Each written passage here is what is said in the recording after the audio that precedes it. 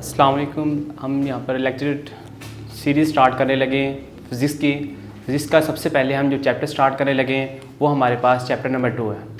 Chapter number 2 उसका जो first lecture है हमारे पास आज। चैप्टर का नेम है vector and equilibrium. Vector and equilibrium को डिस्कस करने से पहले कुछ बेसिक कंसेप्ट्स जो फिज़िक्स के वो यहाँ पर डिस्कस करेंगे। सबसे पहले हम डिस्कस करते हैं कि फ़िज़िकल क्वांटिटीज़ क्या होती हैं। फ़िज़िकल क्वांटिटीज़ आपने 9th क्लास के अंदर भी पढ़ी हुई हैं। ऐसी क्वांटिटीज़ जिनकी हम मेजरमेंट कर सकें, ऐसी मिकदारें जिनकी हम पैमाइश कर सकें, उनको हम नाम देते हैं फ़िज़िकल क्वांटिटीज़। इनकी डेफिनेशन करते हैं, all measurable quantities are called physical quantities. जितनी भी मिकदारें जिनकी हम पैमाइश कर सकें उनको हम फ़िज़िकल क्वांटिटीज़ का नेम देते हैं। फ़िज़िकल क्वांटिटीज़ को आगे हम दो हिस्सों में डिवाइड करते हैं। एक हमारे पास स्केलर, दूसरा हमारे पास वेक्टर। अब हम स्केलर और वेक्टर को वन बाय वन डिस्कस करेंगे। सबसे पहले हम स्केलर को डिस्कस करते हैं। स्केलर ऐसी फिजिकल क्वांटिटीज़ है जिनको बयान करने के लिए जस्ट हमें मैग्नीट्यूड की रिक्वायरमेंट होती है। The physical quantities which can be defined by magnitude, जिनको बयान करने के लिए जस्ट हमें मैग्नीट्यूड की रिक्वायरमेंट होती है, इसको हम नाम देते हैं स्केलर क्वांटिटीज़। उसके बाद इसकी एग्जांपल हमारे पास टेम्परेचर, मैस, टाइम। अब किसी भी दुकानदार के पास जाते हैं, उससे बताते हैं कि हमें 5 किलोग्राम चीनी दे दें, या पेट्रोल पंप पे जाते हैं वहाँ से कहते हैं कि 5 लीटर पेट्रोल इसमें डाल दें।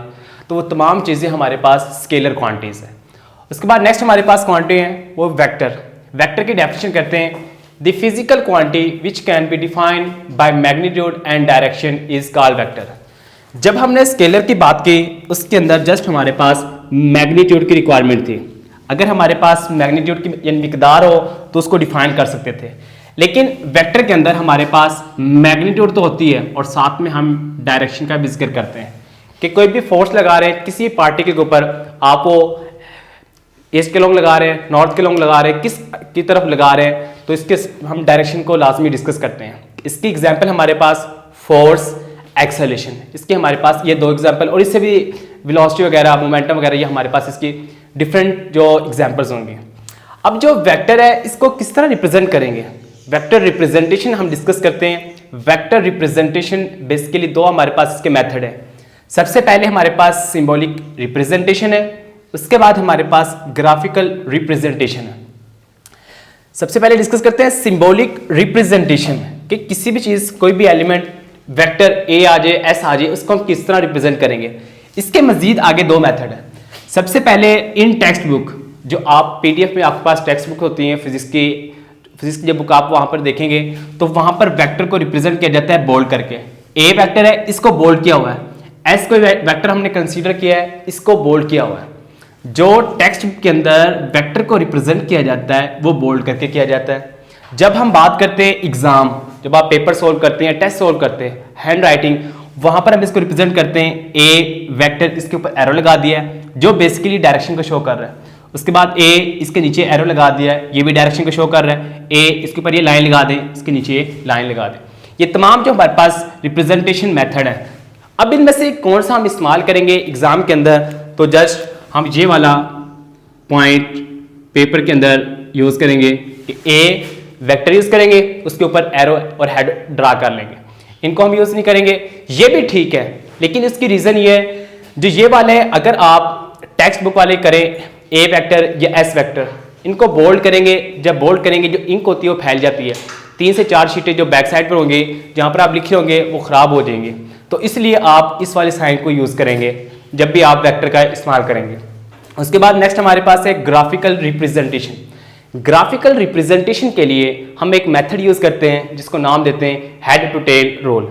हेड टू टेल रूल के लिए आप एक स्ट्रेट लाइन ड्रा कर लें। ये हमारे पास एक स्ट्रेट लाइन है, ये वाला जो इसका पॉइंट है इसको हम नाम देते हैं टेल, और जो ये वाला पॉइंट ये हमारे पास है हेड, इसको हम हेड टू टेल रूल का नाम भी देते हैं।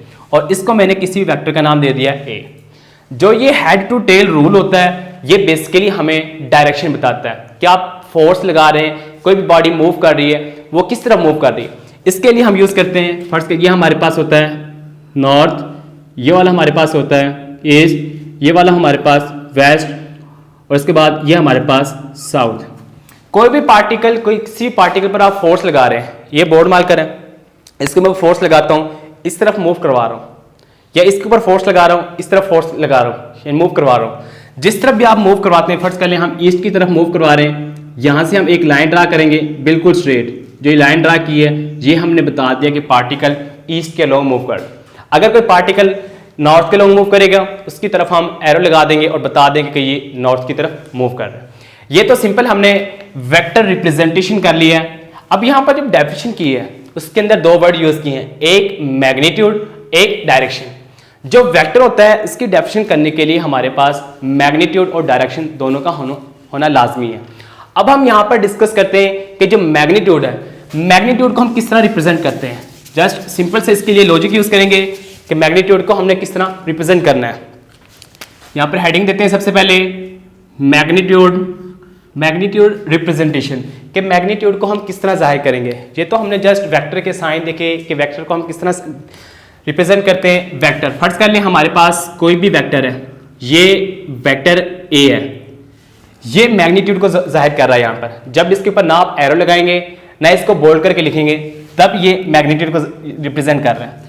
आप इस वेक्टर को इस तरह भी लिख सकते हैं, ए, इसके ऊपर एरो का साइन ड्रा कर लें और इसकी दोनों तरफ ये लाइन लगा लें, डिटर्मिनेंट जो लाइंस होती हैं ये भी मैग्नीट्यूड का साइन के लिए इस्तेमाल की जाती हैं। अब आपने एग्जाम के अंदर कौन से साइन यूज़ करने हैं तो आपने फर्स्ट वाला यूज़ करना है। आप ये भी यूज़ कर सकते हैं, कब यूज़ कर सकते हैं, जब आप गलती से ए वेक्टर के ऊपर एरो और हेड लगा देते हैं तो आपको बाद में पता चलता है कि जी हमने ये तो मैग्नीट्यूड के लिए साइन यूज़ करना था, तो तब आप ये यूज़ करेंगे। लेकिन जो आप एक्चुअली यूज़ करेंगे वो आपके पास ये वाला है। ये हमारा आज का जो फर्स्ट लेक्चर था जिसमें हमने स्केलर, वेक्टर क्या होते हैं, उसके बाद स्केलर की रिप्रेजेंटेशन, स्केलर क्या होता है इसकी डेफिनेशन की है, वेक्टर को किस तरह रिप्रेजेंट किया जाता है, सिंबॉलिक और ग्राफिकल मेथड, ये दोनों हमने एक्सप्लेन किए हैं। और इसी तरह हमारा जो फर्स्ट लेक्चर है वो कंप्लीट होता है। इंशाल्लाह नेक्स्ट लेक्चर में हम रेक्टेंगुलर कोऑर्डिनेट सिस्टम और दूसरे जो इसके वेक्टर्स हैं उनको डिफाइन करेंगे।